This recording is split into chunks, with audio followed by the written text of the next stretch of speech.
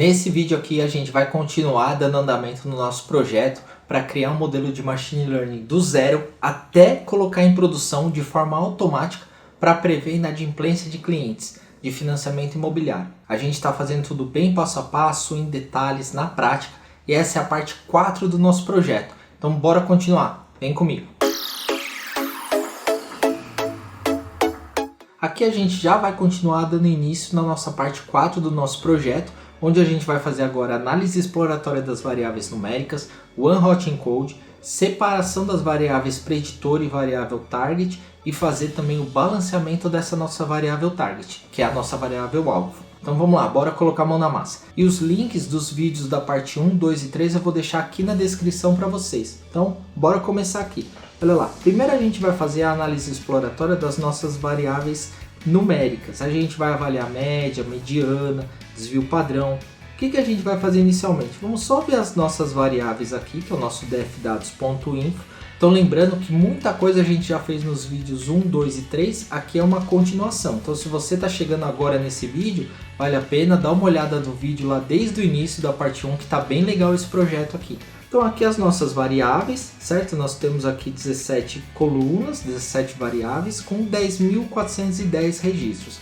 Lembrando que a gente já retirou valores missing, já fizemos engenharia de atributo e muito mais. Então o que a gente vai fazer primeiramente? Vamos preparar aqui as nossas variáveis para a gente fazer um box plot e poder analisar esses box plot. Porque com o gráfico do box plot a gente já consegue ver várias medidas estatísticas, inclusive ali possíveis outliers. Então primeiramente a gente vai criar aqui um objeto chamado variáveis numéricas, que vai ser uma lista vazia, ok? Em seguida, a gente vai fazer um for para percorrer o nosso data frame, que é o nosso dfdados. E o que a gente vai fazer? Assim como nós fizemos lá anteriormente para separar os valores únicos, aqui a gente vai fazer somente pegando variáveis que são do tipo int64 e float64, que são números, para a gente poder plotar isso direto num gráfico. Em vez de ficar fazendo gráfico por gráfico, a gente automatiza isso dessa forma. Olha lá, no nosso dfdados que a gente vai percorrer aqui com for, a gente vai fazer o for i in dfdados.columns. Qual colunas que a gente quer ver? Da 0 a 17. Por quê? Porque o 17 é exclusivo, então ele vai vir até a 16 aqui. E isso a gente vai converter para uma lista. Legal.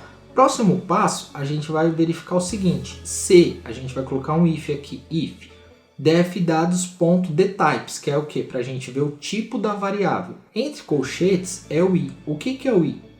O i é onde o nosso for está passando. Então aqui ó, na primeira passada do nosso for, o i vai ser essa variável. Na segunda passada do nosso for, vai ser essa outra. E assim por diante. Então aqui vai ser o i. Se for igual int64 ou se for o dfdados, dtypes i igual a float64, a gente coloca 2 pontos porque é a sintaxe do if. E embaixo a gente vai fazer o seguinte, variáveis numéricas. Esse variáveis numéricas não é a nossa lista vazia. E como que a gente insere um valor na nossa lista? Com o método append. Então a gente vai colocar ponto append e i. Então a gente vai inserir o nome da coluna. Resumindo, quando a gente fizer o for, se a nossa variável for int64 ou float64, ele vai jogar esse nome dessa variável nessa lista aqui, ó, variáveis numéricas. Vamos executar, olha lá, já executou. E aqui vamos visualizar as nossas variáveis numéricas. Olha lá, taxa ao ano, renda cliente, essas variáveis numéricas aqui. Se a gente ver, são todas essas aqui, ó, float64 e int64, tá vendo? Ele jogou todas as variáveis aqui. Por que a gente fez isso, separando assim? Porque a gente está automatizando a criação do nosso gráfico para ser mais rápido. Quantas colunas nós temos ali, ou seja, quantos registros nós temos na nossa lista? Com o comando len, e entre parênteses o nome da nossa lista, a gente conta ali, ó, temos 12 informações dentro da lista, 12 colunas. E agora a gente monta o gráfico. Como que a gente faz para montar o gráfico? Simplesmente aqui, inicialmente, a gente vai definir aqui os parâmetros do gráfico. O tamanho da área, que é o 14 por 14, é o tamanho que vai ficar ali a área dos gráficos. Aqui, para ele montar ali o auto layout go through. E aqui a gente vai colocar um F e um axis, que vai ser o eixo, igual plt.subplots. O que é esse subplots? 4,3. São 4 linhas e 3 colunas. A gente não tem 12 variáveis aqui que a gente quer gerar 12 gráficos. Então a gente vai gerar todos esses 12 gráficos em 4 linhas e em 3 colunas. Por isso que a gente coloca aqui o plt.subplot. E aí a gente coloca uma formulinha aqui bem simples, que é o seguinte. Inicialmente nós teremos uma variável linha e uma variável coluna, que vai começar como 0. E aí a gente vai começar um for na nossa lista das variáveis numéricas, que são nomes ali das colunas que a gente quer gerar o gráfico. E aí, toda vez que a gente fizer aqui uma interação no nosso for, ou seja, ele vai fazer isso 12 vezes, porque nós temos 12 colunas aqui, 12 variáveis na nossa lista, certo? Então, a gente vai fazer o sns.boxplot, que a gente vai usar o gráfico de boxplot. Aí a gente vai passar o parâmetro de data. O que é o data? É o nosso data frame df dados, vírgula, o y, que ele vai ser ali, o eixo y, vai ser a nossa variável. Qual que vai ser a nossa variável? A gente não está fazendo for aqui, ó, nas variáveis numéricas. Então a primeira vez que ele passar aqui, a nossa variável vai ser essa, na segunda vez vai ser essa e assim por diante. Então aqui vai ser o nome, esse o y, que vai ser o eixo, igual o i vai ser o que? A variável que ele está passando no for. E aí a gente coloca o parâmetro do AX igual ao axis, que é o nosso eixo. Qual que vai ser o nosso eixo? A nossa linha e a nossa coluna. No início, vai ser o primeiro gráfico, vai estar na linha 0, coluna 0. O segundo vai estar na coluna 2, na linha 0. O terceiro na coluna 3, na linha 0. Chegou na coluna 3, então não tem mais coluna, porque a gente decidiu que é 3 colunas, que são 3 colunas. Aí ele vai para a linha de baixo. Aí ele começa lá, qual a posição que ele vai montar o gráfico? Linha 1, coluna 1, linha 1, coluna 2, linha 1, coluna 3, e assim consecutivamente. E aí ele vai montar os 12 gráficos de uma vez. Só que aí a gente precisa fazer o quê? Só incrementar ali o contador, que vai ser o quê? O contador vai ser coluna mais igual a 1, que a gente está incrementando 1 toda vez que o nosso for executado, ele vai somando 1 ali, para ele saber aonde ele montar o gráfico. E aí a gente coloca um if coluna igual a 3, se é igual a 3, a gente não tem coluna 4, certo? Porque aqui a gente colocou que são 3 colunas, tá vendo? 3 colunas. Então toda vez que a coluna chegar no 3, ela vai voltar aqui para a coluna 0.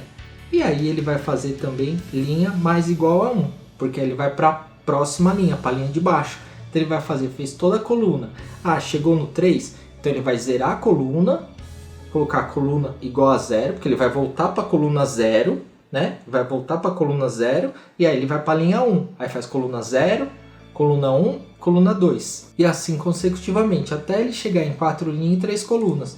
Olha só, vamos executar e vocês vão ver como é rápido. Então, o que ele fez? Esse nosso comando aqui, na verdade ele fez, a gente montou todos os gráficos de uma vez. Todas as nossas variáveis numéricas, então ele montou 3 colunas e 4 linhas, 1, 2, 3, 4, tá vendo? 12 boxplot, que são as nossas 12 variáveis numéricas. Viu que bacana? Essa dica é top, hein? Só aqui já vale um like.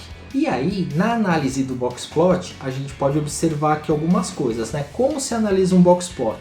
Primeiramente, aqui é o valor mínimo e aqui é o valor máximo, tá? Aqui na caixa, o que significa aqui, Essa primeira linha da caixa aqui é o primeiro quartil, aqui a linha do meio é o segundo quartil ou a mediana, e aqui é o terceiro quartil. E essas bolinhas aqui, tudo que está acima do máximo e tudo que está abaixo do mínimo, significa que são possíveis outliers, não significa que são outliers, são possíveis outliers para análise. O que são outliers? São valores que são muito discrepantes ali de todos os outros valores. Aqui pode observar que nos outros gráficos a gente tem todos mostrando que a gente teria outliers, tá vendo? Se a gente for tratar e retirar todos esses outliers, a gente vai ficar praticamente sem dados. Por quê? Porque aqui no boxplot ele faz um cálculo para ele determinar se é um outlier, ele verifica ali um intervalo interquartil e faz uma fórmula multiplicando por 1.5 tanto para baixo como para cima. Eu não vou entrar nos detalhes aqui dessa forma, porque eu já fiz isso em outros vídeos. Vou deixar o vídeo no canal se você quiser conhecer como que é essa fórmula que ele calcula os outliers. Mas nesse caso aqui não são outliers. Por quê? Porque nós já fizemos ali a nossa análise exploratória e nós já identificamos que nós temos diversos clientes com diversos perfis, com diversos valores de renda, com diversas quantidades de parcelas em atraso. Tem clientes que têm muitas parcelas em atraso, clientes que têm poucas, e tudo isso reflete aqui como um possível outlier. Mas os dados estão corretos, então essa parte de outlier a gente não vai precisar mexer. Então aqui nesse caso a gente pode prosseguir. Aqui, por exemplo, quantidade, vamos pegar esse cara aqui, ó, quantidade de dias, primeira parcela em atraso. Aqui está em dias, tá vendo? 5 mil são dias, mas nós temos contratos que são até 20 anos de financiamento, 10 anos. Então, por exemplo, 5 mil dias dá 12 anos, 13 anos.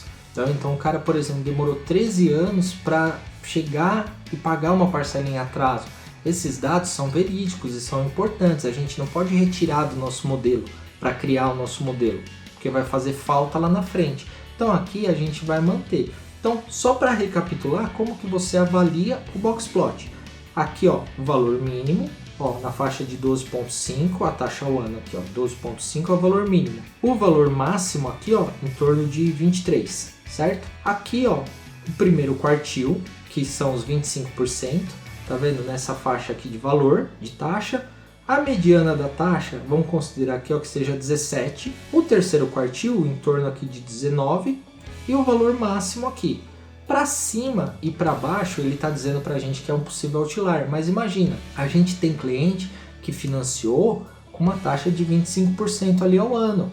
É um prazo correto, é uma taxa correta que foi aplicada corretamente. Seria aqui uma discrepância, por exemplo, se tivesse aqui 200.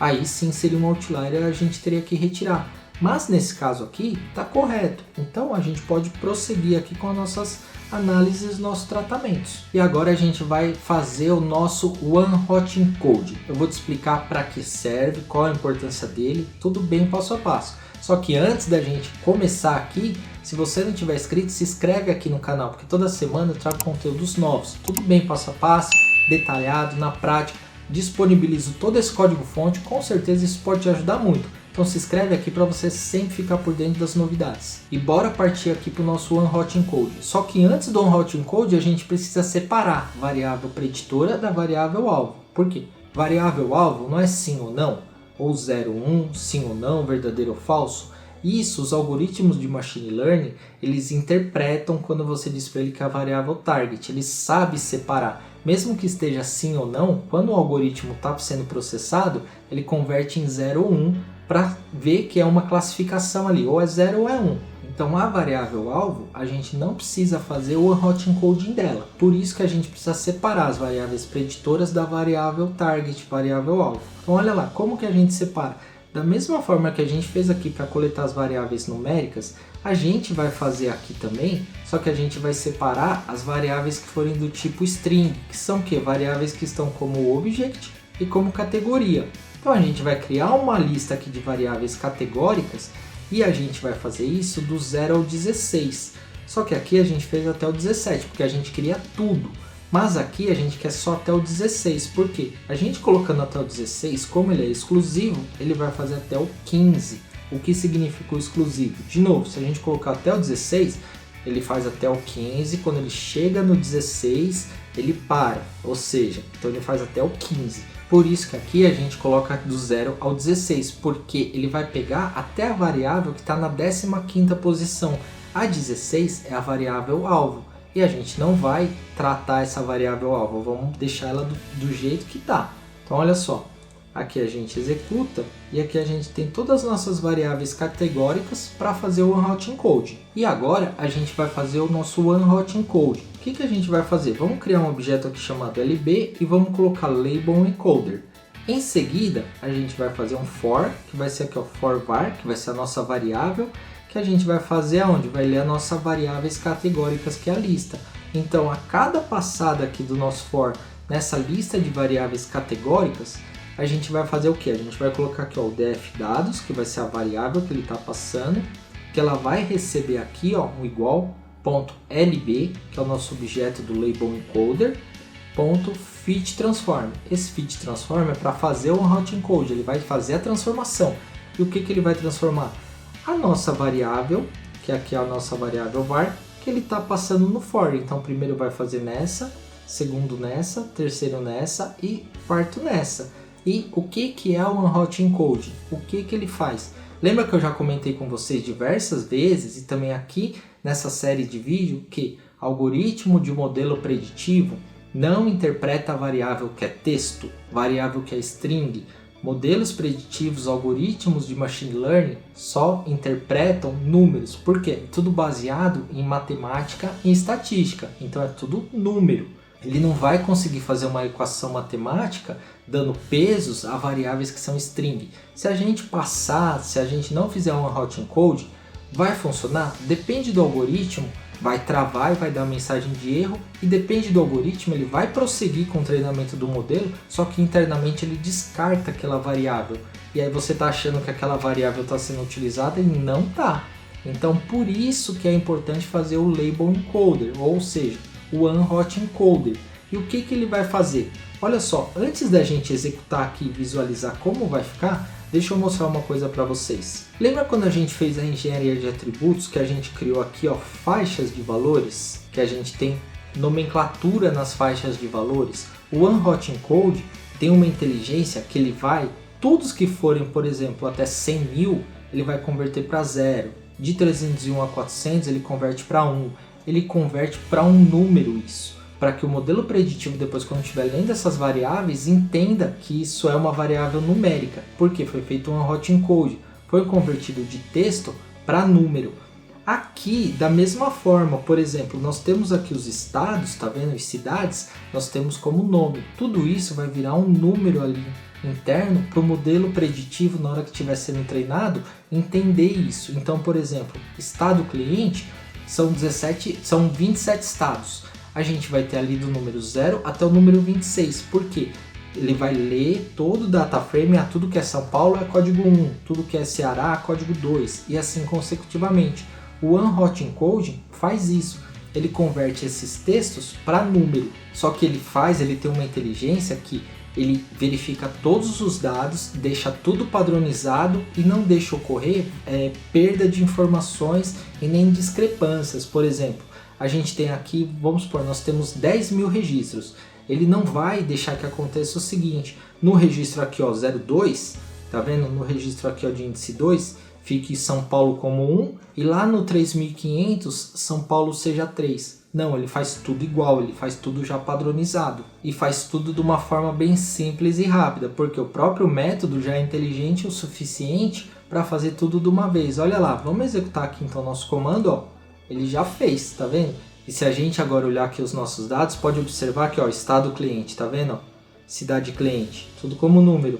Ó, se a gente for pegar naquelas nossas variáveis que nós incluímos, ó, valor, faixa do valor financiado, tá vendo? Ó, faixa, prazo, financiamento, tudo que era texto ele já converteu como número. E se a gente observar aqui, ó, pode ver ó, que ele não mudou, tá vendo? Os tipos de variáveis, claro, essas variáveis serão ó, tudo numérica agora, a gente não tem mais variável string.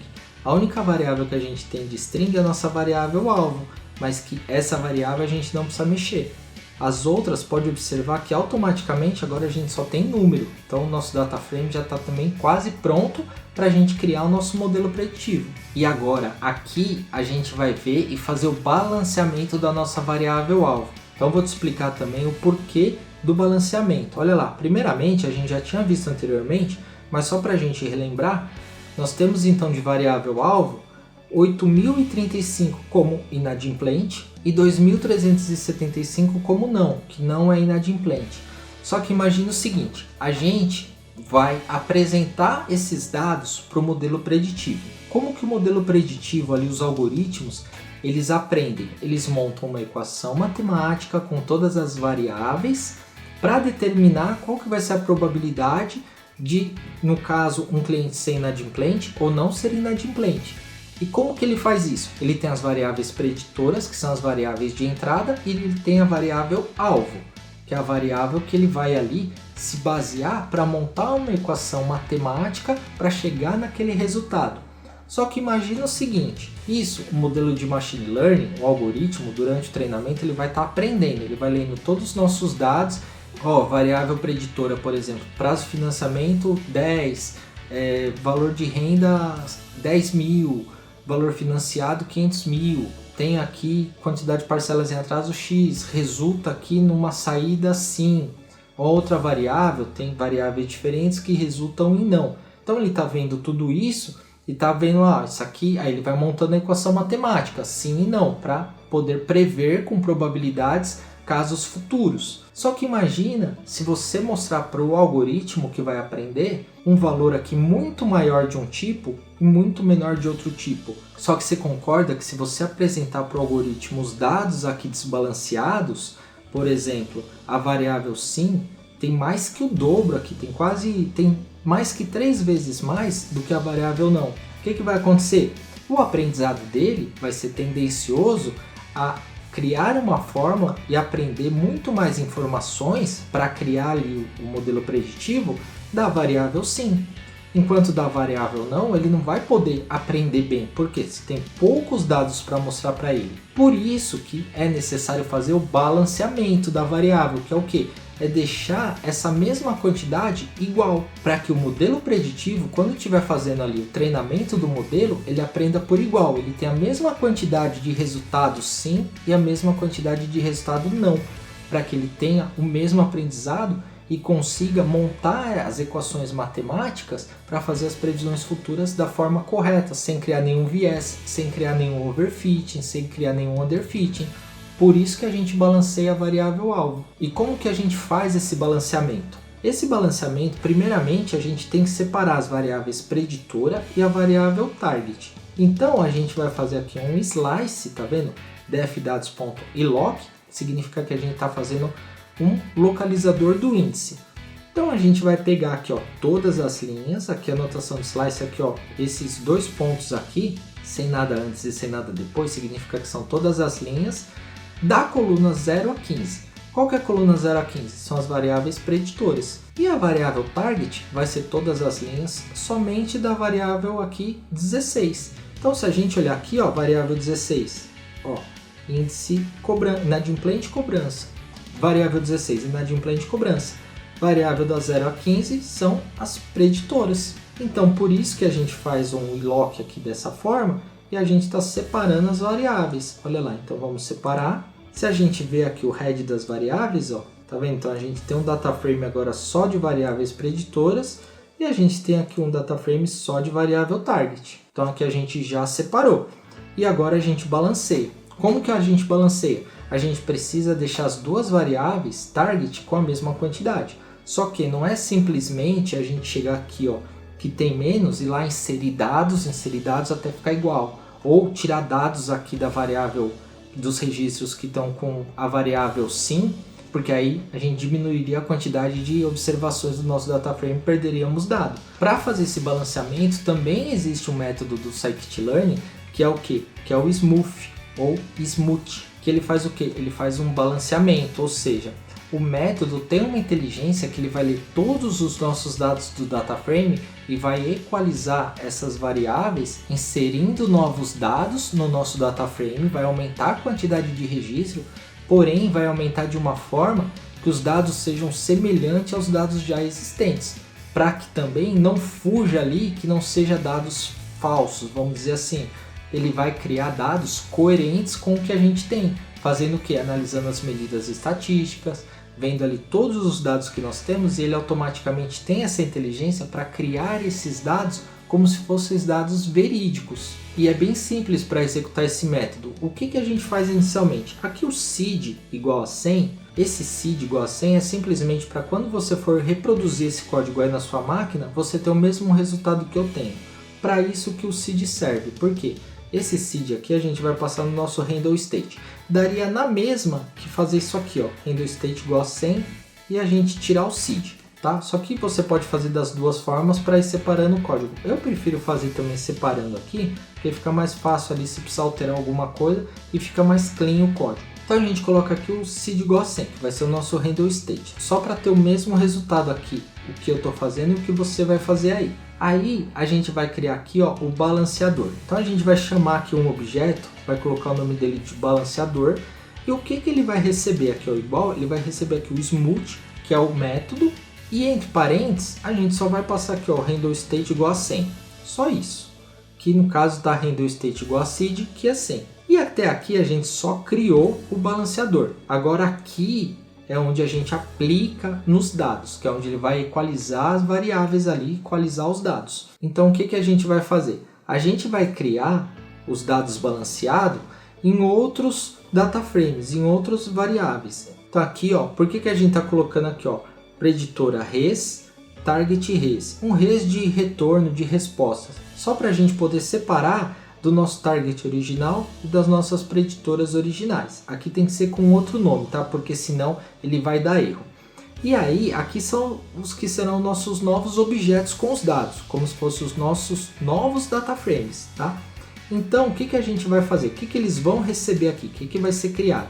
Vai ser aqui o balanceador, lembrando que já tem um método aqui dentro, ponto fit resample. Ele vai fazer o que esse fit resample? É o método que vai criar os dados e equalizar as informações. E o que a gente quer equalizar? As preditoras e a variável target.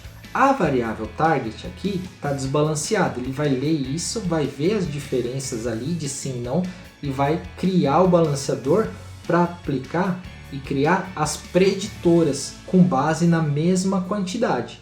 É isso que o método smooth vai fazer. Então olha só, quando a gente aplicar e executar isso aqui, ele já fez, repara como é rápido, e aqui a gente só vai fazer um plot só para a gente ver a quantidade como ficou. Olha lá, o que aconteceu aqui? Antes a gente tinha aqui os 5, 8 mil e pouco, agora ó, o não, tá vendo? Pode observar que agora está o que? Balanceado, ou seja, se a gente olhar aqui as nossas preditoras downshape, olha quanto nós temos no original, tá? Essas são as preditoras originais, ó, 10.410 variáveis. Lembra só, a gente tinha o original aqui 10.410 e o target a mesma coisa, né? 10.410. Agora se a gente olhar as preditoras res, que é o novo conjunto de dados ali que a gente tem balanceado, 16.070, porque ó, tem 8.035 de cada. Viu só que legal? E a gente tem ó, a mesma coisa aqui, ó, o target vai ser a mesma quantidade. Ou seja, ele já criou para a gente as variáveis separadas, preditoras e target, com a mesma quantidade. E os dados são como se fossem os dados verídicos, porque ele usou os dados históricos para simular os novos dados. Viu só que top? E nesse vídeo a gente vai ficando por aqui, porque no próximo vídeo, que vai ser a parte 5, a gente vai fazer etapas cruciais para o nosso modelo preditivo, que é separação de dados de treino e de teste, normalização dos dados, que é uma etapa crucial também para qualquer modelo de machine learning, e eu vou te explicar tudo bem em detalhes. Aí a gente vai criar e treinar nosso modelo preditivo e avaliar as métricas e ver quais são as variáveis que são mais importantes, que foram mais importantes para a criação desse modelo preditivo. Então você não pode perder o próximo vídeo. Te espero lá. Valeu!